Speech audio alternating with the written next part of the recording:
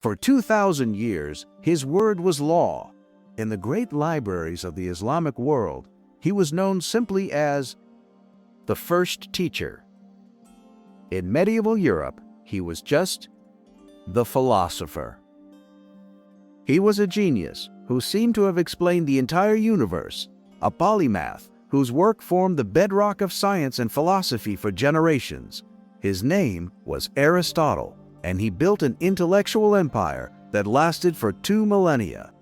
But what if the smartest man in history was spectacularly wrong about, well, almost everything? What if his powerful ideas, accepted as gospel for centuries, actually slammed the brakes on human progress? This is the story of how one man's brilliant mind defined reality for 2,000 years, and how it took a revolution to finally tear it all down. To understand just how wrong Aristotle was, you first have to understand how brilliant he was. Born in Greece in 384 BCE, Aristotle wasn't just a thinker, he was a systematizer, an organizer of knowledge on a scale the world had never seen. He studied everything from the stars in the sky to chick embryos in their eggs. He literally invented formal logic, creating the syllogism, a tool for reasoning that would dominate Western thought all the way until the 19th century. He was the father of biology, the first to classify hundreds of animal species with observations so detailed they were astonishingly accurate for his time. He even tutored a young Alexander the Great, shaping the mind of a boy who would go on to conquer the known world. But Aristotle's real power wasn't just in his individual discoveries, it was his system. He created a single, interlocking explanation for everything.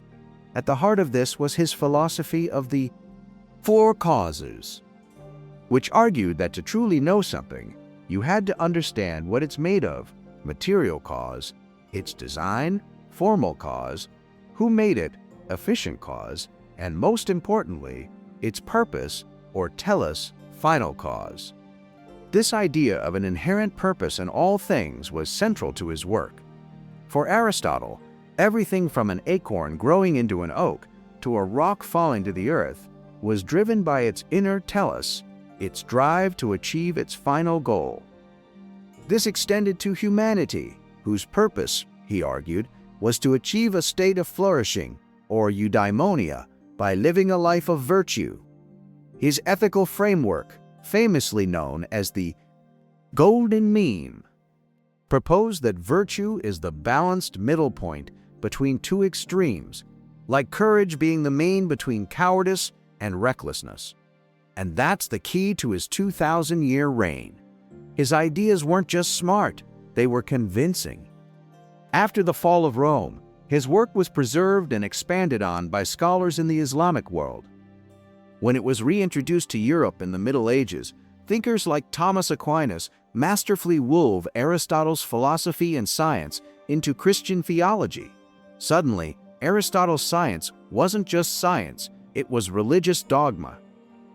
To question Aristotle was no longer a scientific disagreement, it was to question the very order of the world, and maybe even God himself.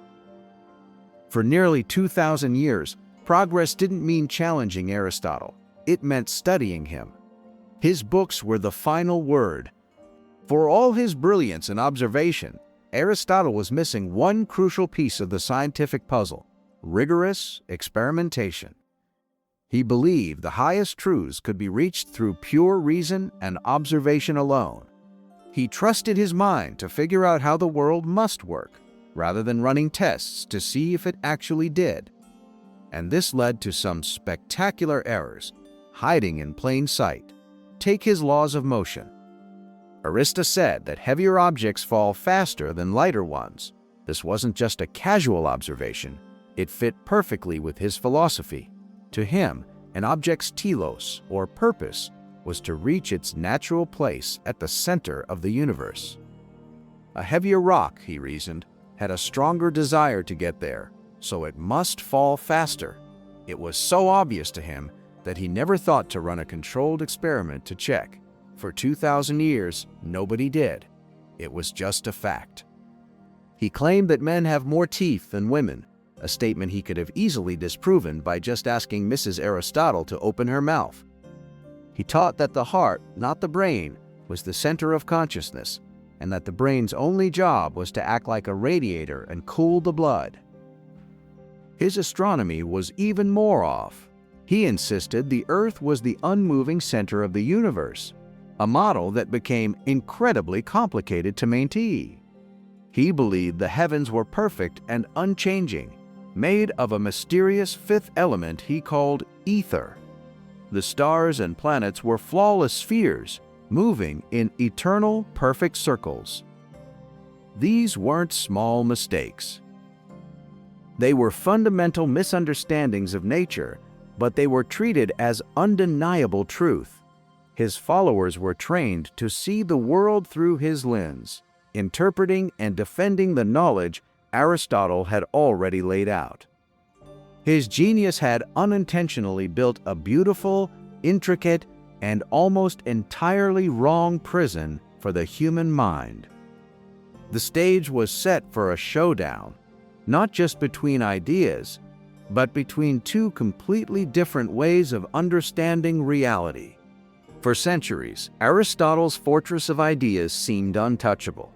But in the 16th and 17th centuries, a new kind of thinker came along, revolutionaries who had a weapon more powerful than pure logic, the scientific method. And the greatest of them was an Italian astronomer named Galileo Galilei. Galileo's story is a classic David versus Goliath fight. In one corner, the towering authority of Aristotle, backed by the immense power of the church. In the other, one stubborn guy with a telescope and a whole lot of questions. Galileo went right for the foundations of Aristotle's physics. In a story that's probably too good to be true, his students said he climbed the Leaning Tower of Pisa and dropped 2 cannonballs of different weights.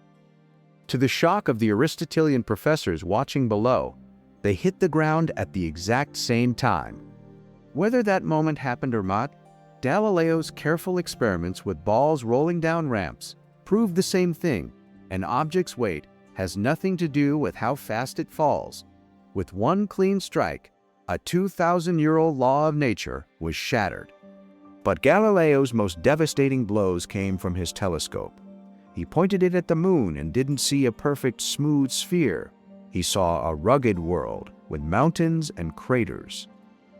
He looked at the sun and saw its perfect surface was blemished with dark sunspots that moved and changed. The heavens weren't perfect or unchanging after all. Then he looked at Jupiter and found something that changed everything.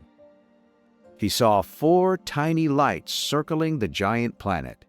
Jupiter had its own moons. For the first time, humans saw heavenly bodies orbiting something that wasn't the Earth. It was a fatal crack in Aristotle's universe. If moons could orbit Jupiter, then maybe, just maybe, the Earth wasn't the center of all things. The whole system started to crumble. Galileo's battle wasn't easy. For daring to challenge dogma, he was condemned by the Inquisition and spent the rest of his life under house arrest. But it was too late. The revolution he helped start couldn't be stopped. The weapon he championed, the idea that you have to test your theories with real-world evidence, had brought down a giant. The age of faith in ancient authority was over. The age of modern science had begun. So, should we remember Aristotle as a fool who got it all wrong? Absolutely not. That would be missing the entire point. Aristotle was a monumental genius who took the very first and hardest steps. He invented the language we use for science and philosophy. He taught us how to think systematically, how to classify and build logical arguments with tools like the syllogism.